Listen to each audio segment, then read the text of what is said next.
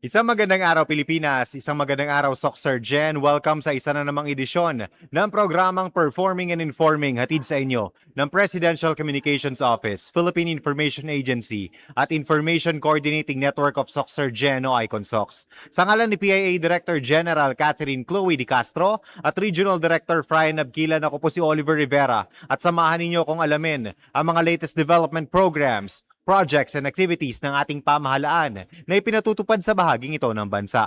Tayo po ay mapapanood via Facebook, YouTube at Spotify at maging sa ating mga partner radio stations sa buong Rehiyon 12. And we have with us today ang ating mga kaibigan mula po sa Department of Social Welfare and Development o DSWD upang pag-usapan po ang kanilang mga latest programs. We have with us ang Regional Program Coordinator ng Walang Gutong Program or WGP, Sir Ibrahim Sangkupan. Good morning, sir. Yes, good morning po, sir. And we also have ang Social Registry Section Head, Attorney Maslama Hasan. Good morning po. Good morning, sir. Opo. Sige, pag-uusapan po natin ngayon ang uplift. Sir Ibs, ano po yung uplift sa ilalim po nung Walang Gutong Program? Okay, magandang umaga ulit. Ang uplift po, ito po yung Unified Package Livelihood Industry, Food and Transport o uplift. The following operational and implementation of protocols are hereby issued na nag-issue ng guideline ng NPMO na ang beneficiary po nito ay yung Walang Gutong Program. So, Attorney, in connection po dito sa uplift natin, ano naman po yung BBM serbisyo? Ang BBM Servicio po, isang magandang umaga po sa ating lahat. Sige po. Ang BBM Servicio po, isa siyang online platform that utilizes the PhilSys identification application to instantly identify if a DSWD beneficiary is a PhilSys registered. So, yun po ang BBM service po. Opo, ano yung Kataga po natin is basta verifikado, mabilis ang serbisyo. ano yung parte ng BBM serbisyo sa uplift cash assistance po?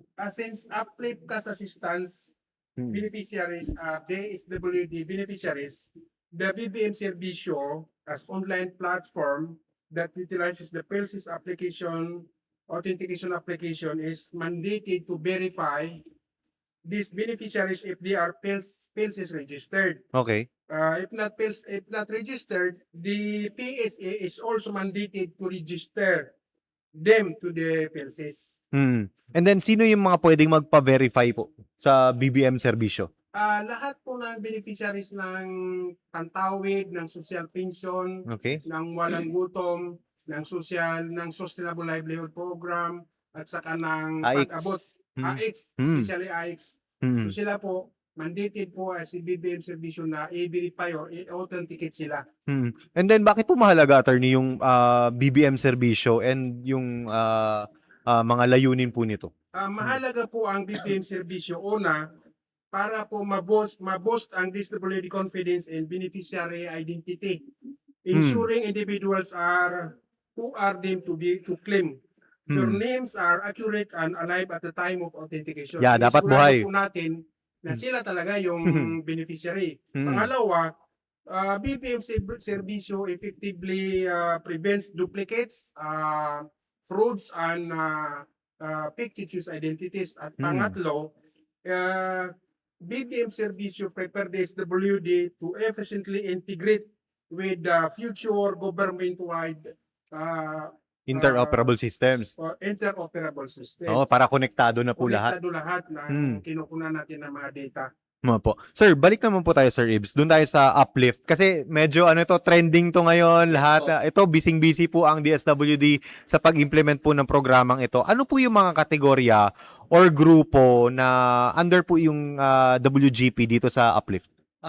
Actually, ang uplift under sa WGP, kami po yung Category 1 o Category Bucket 1. Okay. Yes po, ang Category 1, isa po dito yung pantawid at walang gutong program. Okay. But sa walang gutong program, ang eligibility requirement nito, at least meron silang ipipresent na EBT card or Electronic Benefits Transfer Card na ginagamit nila doon sa kanilang monthly redemption o food redemption. Okay. So ito po yung katibayan na sila po ay membro o qualified doon sa uplift. Okay. And then lahat ba ng beneficiaryo ng WGP kabilang dun sa uplift, sir? Hindi po. Actually, nasa 75,000 po yung beneficiary ng WGP, but meron lang po tayong qualified na 69,429 beneficiaries. Ano po nangyari dun sa dun sa mga hindi na qualified? Yun po yung tinitingnan natin kasi yung list ng uplift na binigay ng PSA through through SRO. Hmm. So hindi po napasama yung ilan. So maghihintay po tayo ng guidelines kung ano yung mangyayari doon sa mga nalalabi pang hindi nakasali sa list ng uplift ng walang gutom. Sino yung mga pwedeng makatanggap nito, sir? So ang pwedeng makatanggap nito yung binabalang ng SRO o PSA na list na Okay. 69,429.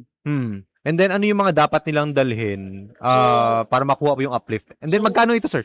Cash So, assistance? Cash assistance po ito. 2,000 po at ang dapat nilang dalhin kung talagang legit sila na beneficiaryo ng walang gutom program, Okay. yung EBT card lamang po. Hmm. But kung sakaling nawala yung kanilang EBT card at nandun naman sila sa roster ng WGP, so kailangan nilang ipakita yung kanilang valid ID. And then Kung Yung- hindi naman makakadalo yung original na may-ari ng valid ID, yun. pwede po yung kanilang family, ipapakita lang po yung katibayan ng kanilang ugnayan sa pamilya. Halimbawa, kung asawa, kailangan po yung marriage contract. Kung anak naman, kailangan din po yung birth certificate na nagpapatunay na anak po nila yon. At kailangan din yung valid ID kung sino man yung nag-claim at kailangan din may authorization yung may-ari po ng EBT card. Sir, na-mention po ninyo 2,000 pesos. One-time assistance ba ito or paano po? Yes, under po sa bucket 1, ang WGP po ay one-time cash assistance lang po. Pero yun dun sa ibang ibang bracket. Sa ibang bracket, sa bracket 2 and 3, umaabot po ng 6 na buwan. Okay, Based po 2,000. sa guideline. Si WGP beneficiaries belong siya sa bucket dun sa bracket 1. Bucket 1. One time lang po. One time lang po. And then ano pa, may condition ba ito, sir, or ano? Paano yun? Ang condition na ito dapat eligible sila na Yan lang. walang gutong beneficiary. Doon naman, sir, meron dito kasi wala yung sa group 2 pag-uusapan sana natin, no, pero ano na natin sa next episodes. Can you share more, sir, on the data po sa pag-implement natin nitong uplift under sa WGP since nag-start po tayo, sir?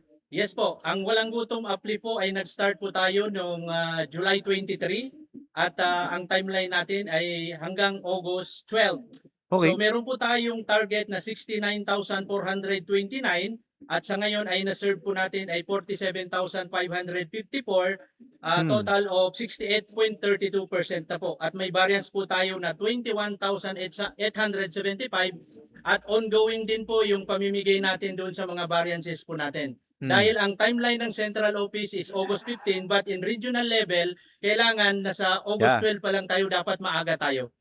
Doon naman po, kamusta naman po yung partnership natin sa mga local government units sa pag-implement po nito? Alam natin, limited ang manpower ni DSWD. Paano po nagko-complement ang mga LGUs dito? Yes, based doon sa aming coordination sa local government unit and of course meron tayong memorandum of understanding sa kanila or memorandum of agreement sa implementation ng WGP. So very supportive yung ating LGU at katuwang natin sila sa pag-identify kung sino yung mga qualified o eligible, sino po, sila po yung nag-aasikaso sa crowd control natin. Sir, based on experience natin sa ground, meron ba tayong mga napansin na mga parang best practices na pwede natin ma-share dun sa mga future natin na mga distribution nito, sir? Yes, ang best practice natin dito ay yung pagtutulungan ng local government unit at saka yung mga barangay health worker natin kasi kilala nila yung mga beneficiaryo natin, so natutulungan tayo para mapabilis yung cash assistance based doon sa kanilang tulong sa pagbe-verify ng beneficiary. Alam natin, sir, cash assistance to. So, may security factor ito na pagpunta po ninyo doon. Okay naman po yung coordination natin with the security forces. Yes, okay naman po kasi coordinated po yung local PNPs po natin. Doon naman, sir, sa ano po, meron pa bang, di ba, one time lang ito? Yes po. Paano po kung may grievance, sir? Paano po sila, kung naman may mga reklamo na wala sila dun sa listahan or hindi sila included, paano po ba? Meron pa tayong grievance Yes, na... yung mga grievance naman is kinikater natin, nililist natin sila para may report din natin sa grievance para ma-report po natin sa National Program Management Office. Sir, anong advice natin, sir, dun sa mga hindi po nasali dito, para makasali sila sa kung may future programs pa naman po? Yes, yung mga hindi nasali dito, of course, sa walang gutom kasi hindi naman 100% ng beneficiary ng walang gutom ay nasali po sa UPLIP. So ito, nire-report natin at hinihintay natin kung ano yung magiging resulta ng PSA na para ibaba kung sakaling merong dagdag na beneficiaryo ng walang gutom. Opo. Sir, para baka pwede natin makonect ito doon sa BBM serbisyo natin. Doon sa mga hindi pa naka-register, sir. Paano kaya? Ano yung dapat po nilang gawin? Ito na po yung panawagan natin na lahat po dapat ng beneficiaryo ng DSWD ay magpa-verify. Magpa-verify gamit ang BBM serbisyo na online platform kasi yun nga, sabi natin, basta verifikado, mabilis ang serbisyo. Isa pa, ito ay mas mabilis. Kasi ang PhilSys ID ay isa na siyang primary valid ID. So, pangalawa, mas makabago kasi hindi na kailangan i-present ang printed na PhilSys ID. Basta nandoon ka sa mga payouts na ganyan, online authentication, hindi na kailangan yung printed na PhilSys ID. At pangatlo, mas sigurado. Nakakasiguro tayo na walang duplicates, walang fraud, walang fictitious identities. Opo. Sir, meron kayong 3 simple steps. Baka pwede niyo po ma-share sa atin paano po ito para sa benefit po ng ating mga kababayan po. Para saan po yun, sir? Tatlo lang po ang verification or authentication gamit ang BBM serbisyo. Una, Okay. mag-login po tayo doon sa online app na BBM serbisyo. Okay. Pagkatapos, input natin yung pangalan, middle name, apelido, at saka date of birth. Yun ang step 1. Ang step 2 ay mag-selfie, live selfie. Oo, mag-selfie. At pangatlo, hihingi po siya ng contact number, yung active na contact number. Pagkatapos magbibigay siya ng OTP. Pagka-input mo doon sa OTP, yun na yung last niya. Okay. Oo. And then pagkatapos nun pwede na silang verified na sila, sir. Verified na sila. Ang mga susunod na mga payouts, halimbawa, may nakalagay na doon sa pangalan nila na with PCN verified. Yun na yun. Sir, may data ba kayo, sir? Ilan na yung mga natin, sir? Mayroon naman po tayong sa 4-piece, mayroon na po tayong 118,041 na authenticated beneficiaries. Region 12 ito, sir? Region 12.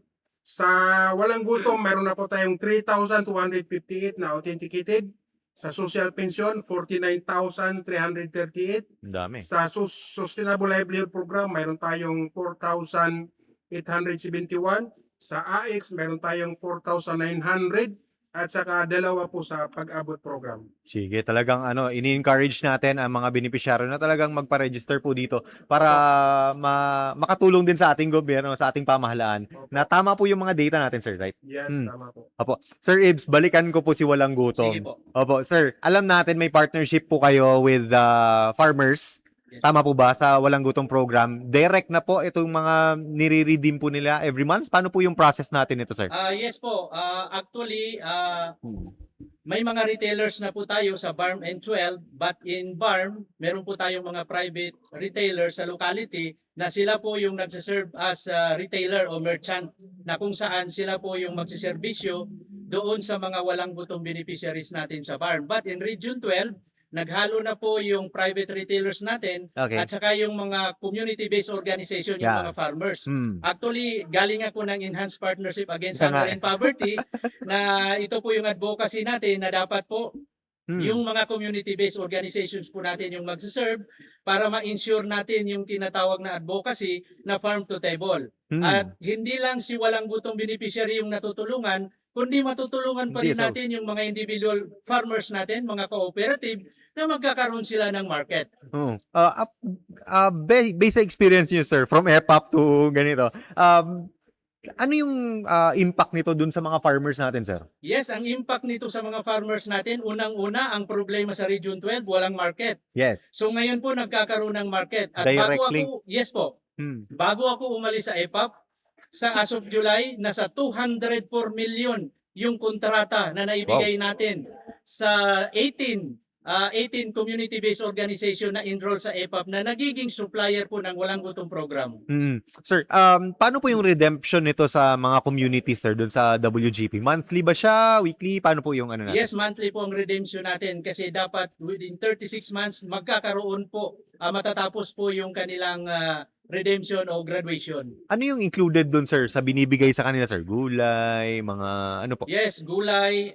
Actually, yung meron tayong worth of 3,000 yung naibibigay natin sa kanila Hmm. na food credit ang tawag natin doon. Paano nila kini-claim to, sir? Meron silang Meron yung silang EBT. EBT card. Yung na EBT. Yung EBT Yun card. yung ipapakita Yun nila. yung ipapakita nila sa accredited retailers natin. Okay. Tapos isi-swipe doon sa POS so makikita doon Oh, na POS. legit sila. Oo. Tapos lalabas yung resibo kung ano yung kinikailangan Digital nila. na rin pala tayo. Digital na rin po tayo ngayon, sir. Opo, sir, paano nangyayari yan during redemption, sir? Interested lang ako. Nasa covered court tayo, nakalatag yung mga yung mga Yes, Ano po? nasa covered court po tayo, nakalatag po yan. At meron silang pinagpipilian. sila kung mamimili. Sila ang mamimili.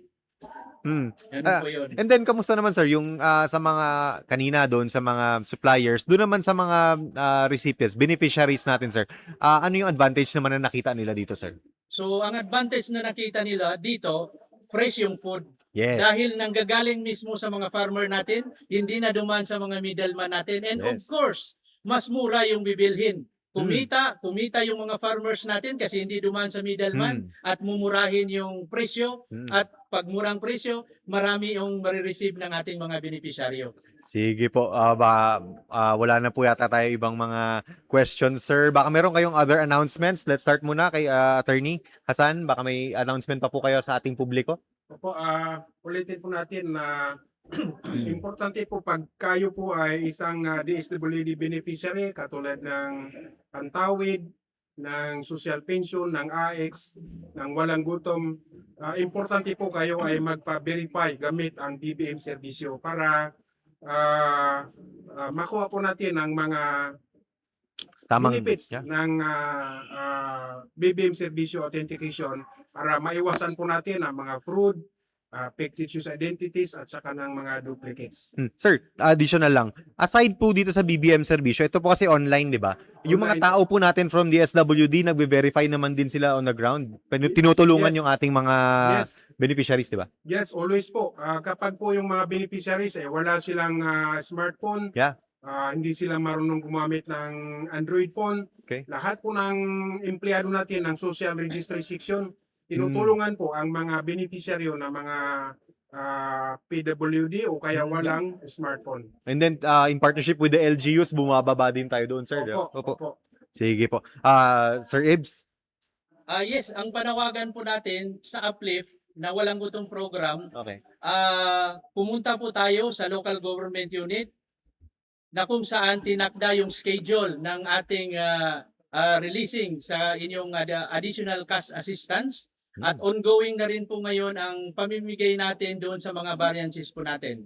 Para naman doon sa Walang Gutom beneficiaryo o sa redemption natin sa program mismo ng Walang Gutom, so meron po itong development component na hindi natin nababanggit kanina. Sige po. Hindi lang po tayo doon sa pamimigay ng pagkain na amounting 3,000 pesos sa loob ng 3 taon o 36 months.